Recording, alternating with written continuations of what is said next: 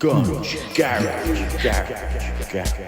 Today I'll be mostly doing a leakage test on the fuel tank of the Monster pit bike. So I started off by just filling it up with water.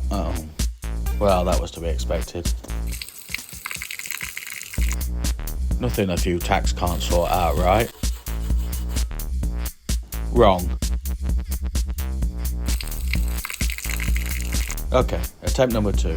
Be a little bit more delicate. Hopefully that'll... Nope. Attempt number 3, please.